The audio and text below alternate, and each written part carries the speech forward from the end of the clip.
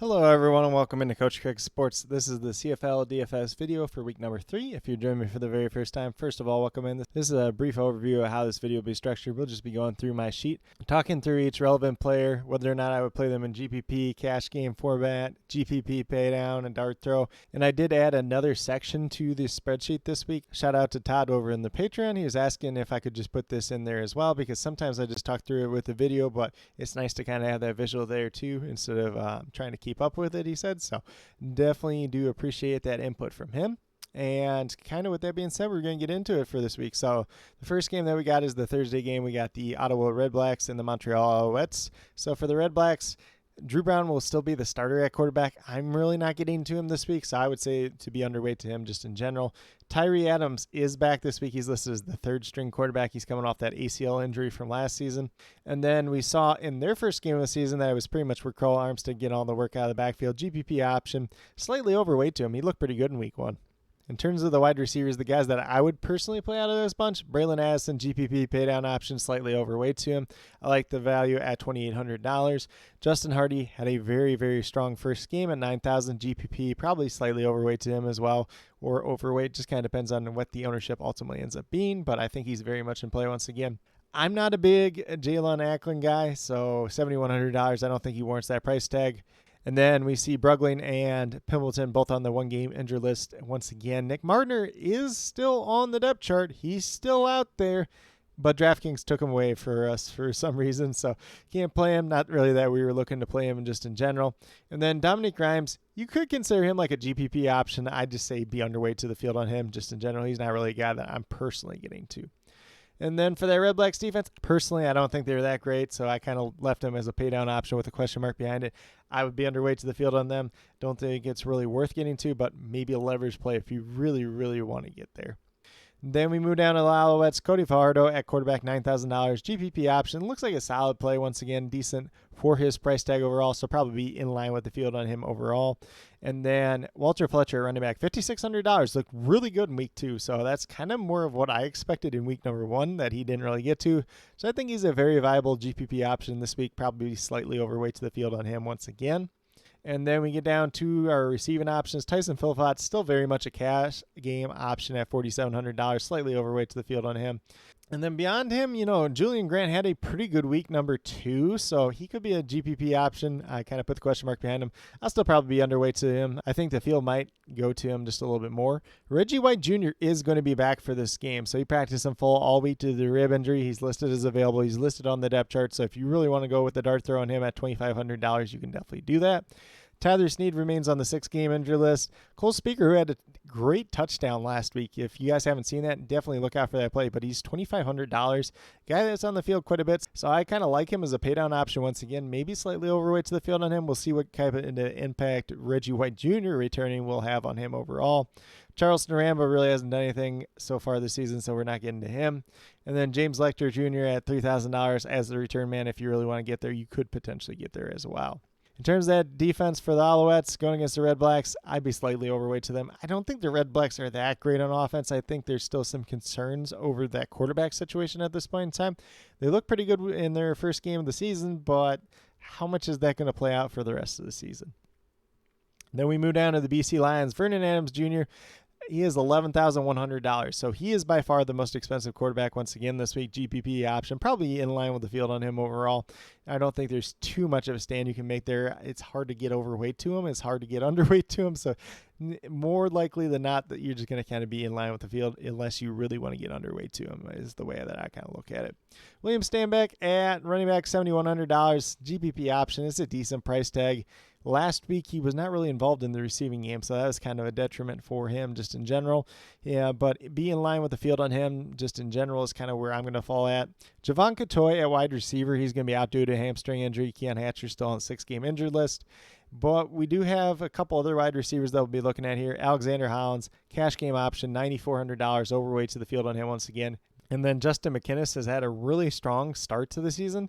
He's $5,000 GPP option. He might even be a potential cash game option at this point in time, so I'll be overweight to the field on him once again. Travis Fulgham, the former NFL player, $3,800 pay down option if you want to get there. Probably be in line with the field on him. I'm probably honestly not getting into too much of him, but I definitely do understand if you want to mix and match him into a couple lineups here and there. And then for that BC Lions defense going against the Blue Bombers, who have really struggled to start the season, don't have a problem getting to them whatsoever at $4,000. Probably be overweight to them just in general. And then we move down to the Blue Bombers with Zach Collaros at quarterback, $10,400. GPP option. I think he's $200 more than he was last week, and he's not played good to start the season. So I'll be underweight to him just in general this week. Although I do think there is still that upside there, and if the ownership's coming down, then it could be definitely a leverage spot if you want to get there. Johnny Augustine at running back. It looks like Brady Oliveira is going to be out once again. He has not practiced all week due to that knee injury. He's listed as questionable, so I do assume it's going to be Johnny Augustine as the main running back once again. GPP paydown option, overweight to the field on him once again if that remains to be the case. If not, I will leave a note down in the comments.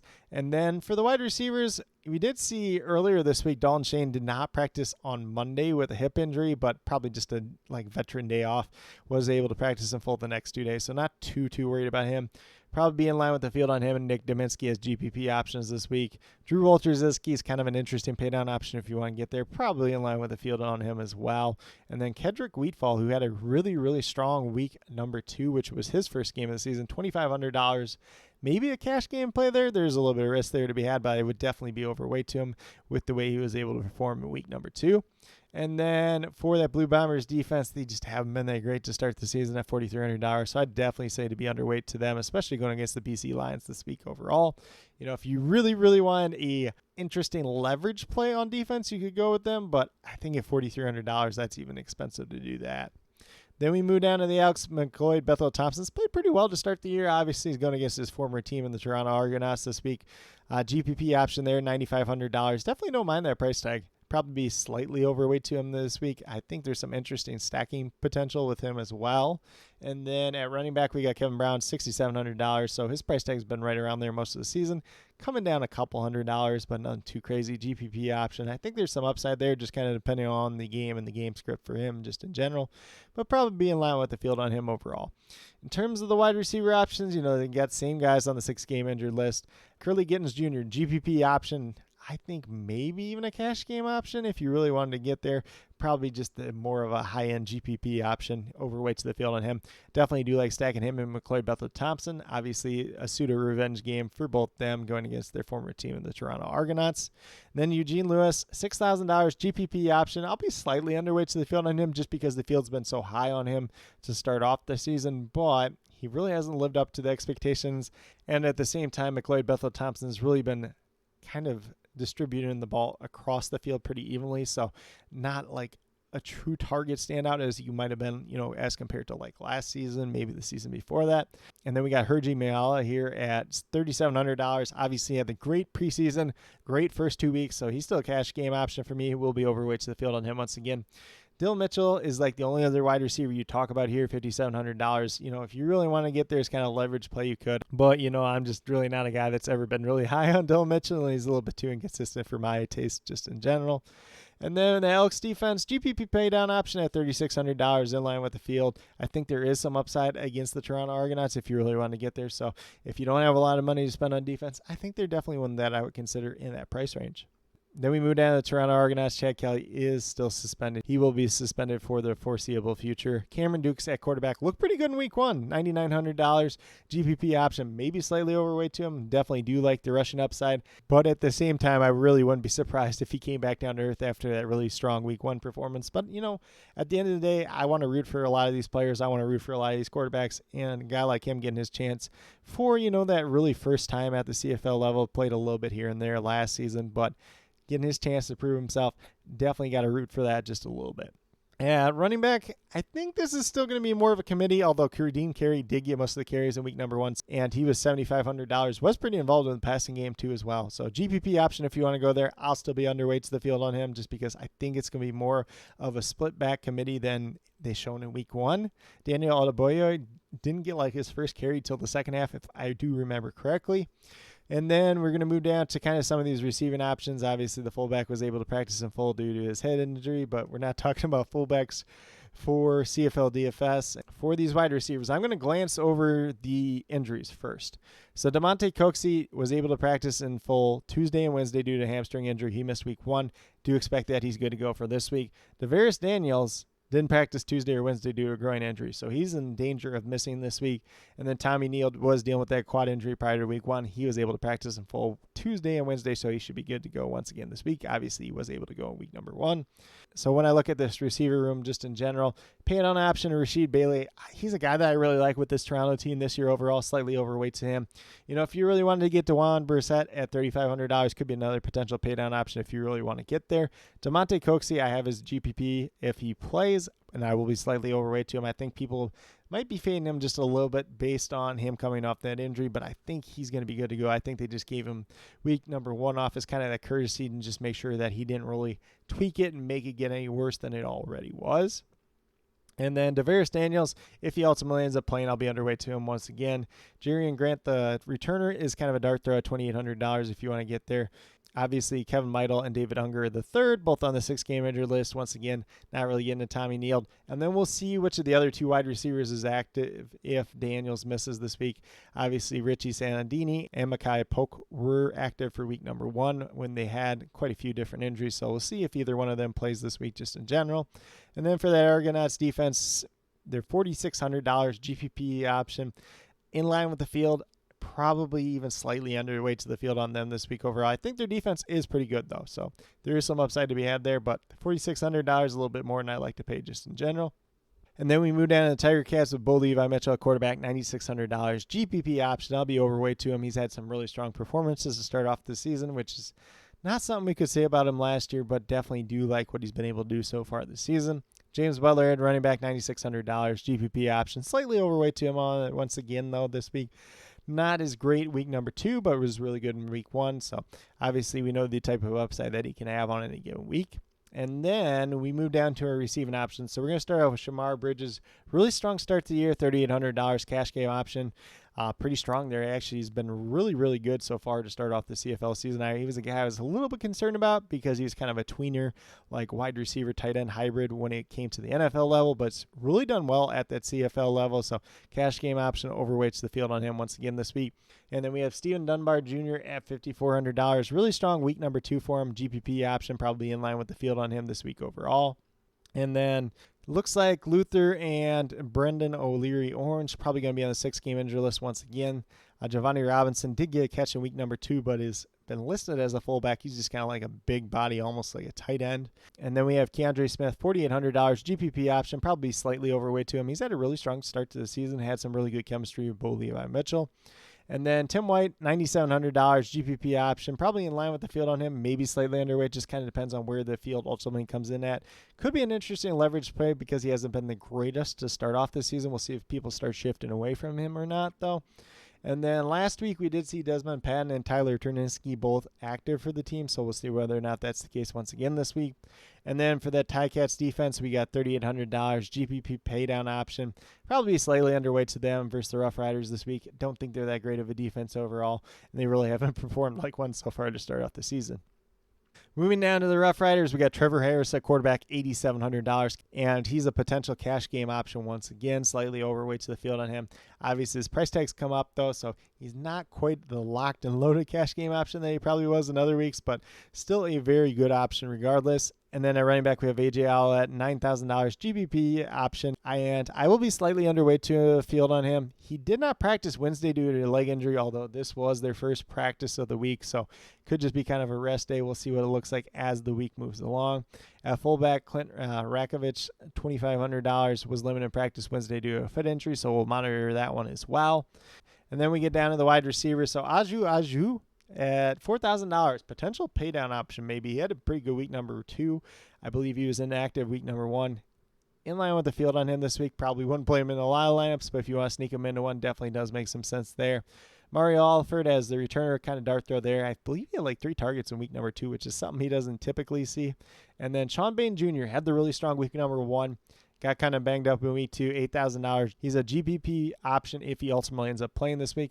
Still going to be a little bit underweight to him. Obviously, I think a lot of the ownership still going to be there from that week 1 performance, but monitor his injury status. He was limited in practice on Wednesday due to that leg injury, so we'll see whether or not he plays this week or not. Samuel Emilus at $4,200. I'm not really getting to him this week. Maybe if Sean Bain Jr. misses, then we'll get to him. Keyshawn Johnson wasn't active for week number 2, so not really going to talk about him. Picton had a couple targets week number 2, but didn't corral any of them in. But Keon Schaefer-Baker, week number 2, $5,100, was the top performing wide receiver, I believe, in week 2 overall from a DFS perspective. He's a GPP option, probably be slightly overweight to the field on him. I think he's a very good receiver, and if Sean Bain Jr. is out, it's going to look even better. And then the last wide receiver we got to talk about here, arguably the best one, it's Jerris Stearns. $3,900 cash game option. Will be overweight to the field on him once again this week. And then in terms of that Rough Riders defense, $4,400. I think they're a decent defense. GPP option in line with the field on them this week versus the Ticats.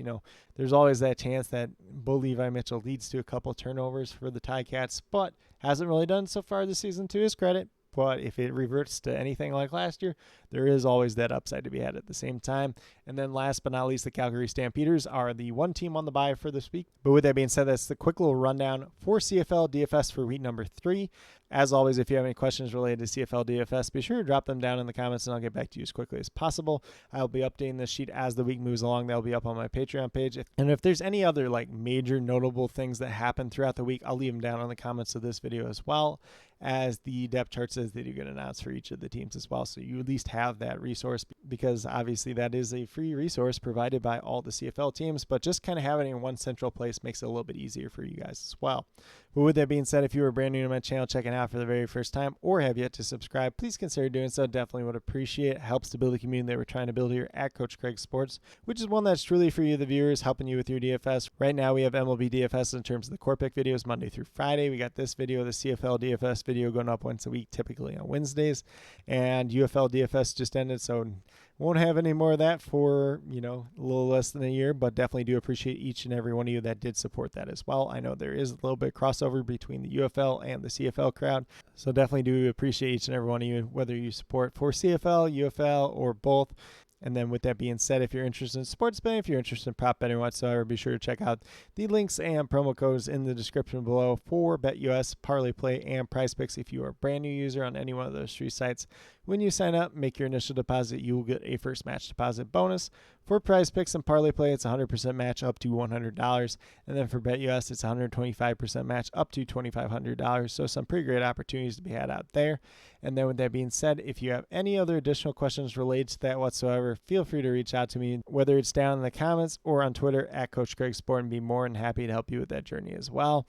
But with that being said, that's all that I truly have for today's video. Definitely do appreciate each and every one of you tuning in. I hope that each and every one of you have a great rest of your day, no matter what day you're watching this video on. A great weekend overall, and some pretty good luck for CFL DFS for week number 3.